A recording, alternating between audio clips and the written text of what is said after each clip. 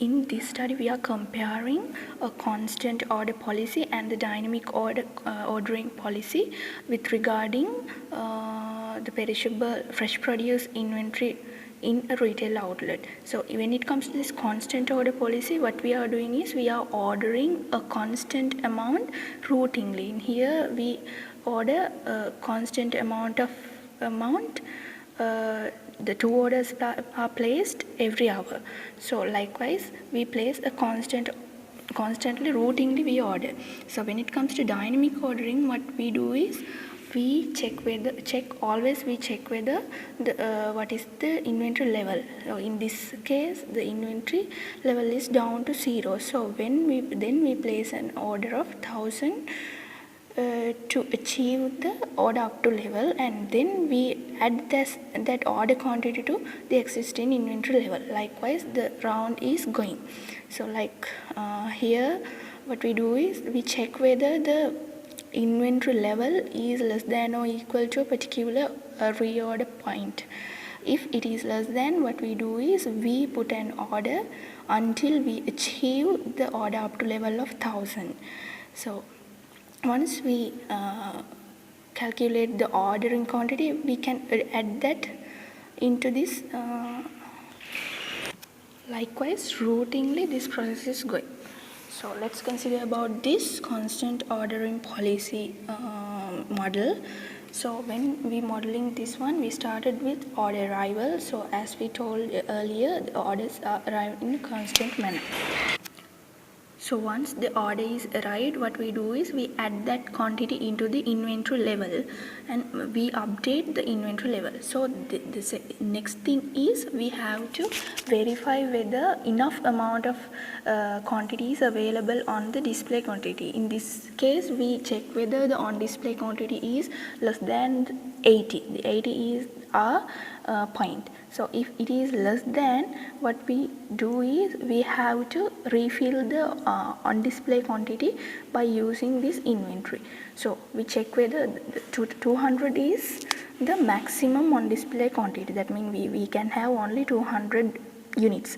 So if we have more than less than 200 in the entire inventory, we add the entire inventory into the on display.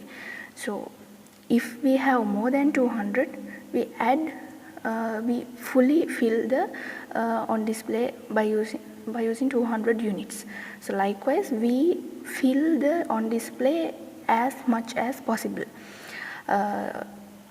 If the inventory is not enough, we do not fill. So on this case, among this process, customers are arriving, and this customer arrival, so we consider customer demand as uniform in this case. So once a customer is arrived, they first check whether the on display inventory. On display, if the inventory is on display is less than 20, they leave without buying.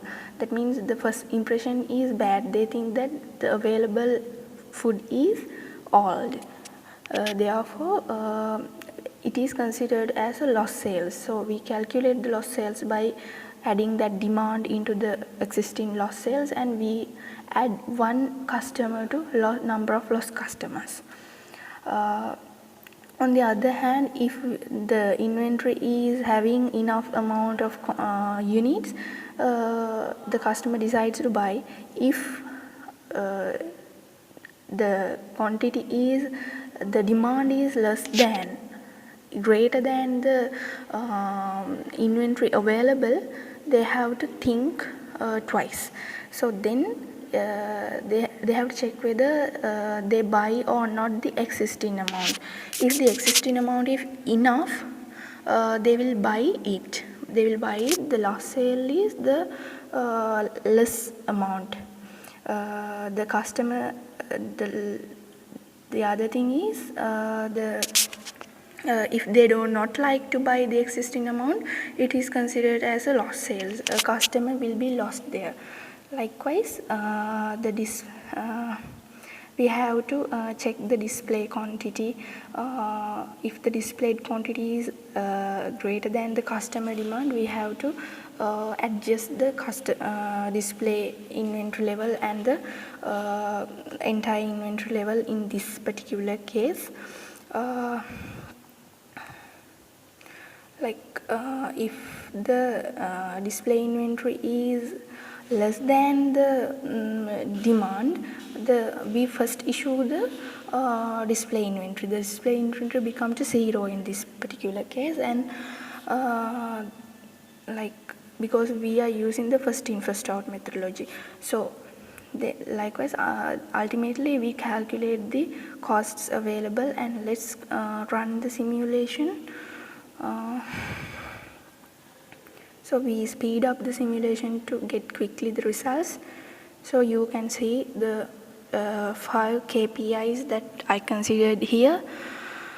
Like the second model, that means the dynamic ordering one, this is also created in the same manner because we are simulating the same system, but the difference is the replenishment policy. So here, in that case, that if the customer is not buying the existing quantity, the inventory level downs to 0. If inventory level downs to 0, we have to place an order of 1000 because 1000 is the order up to level. In that case, we are placing an order. The inventory level has to be updated with this order quantity. Here we consider as the lead time as 0. That's why we are taking that so always we are checking the inventory level, and we ensure that the inventory level is greater than some point, like order up to level, not order up to level, the reorder quantity. The reorder quantity here is 250. If the inventory level is less than 250, we have to place an order. Once we place an order, it updates the inventory level. Let's see the result.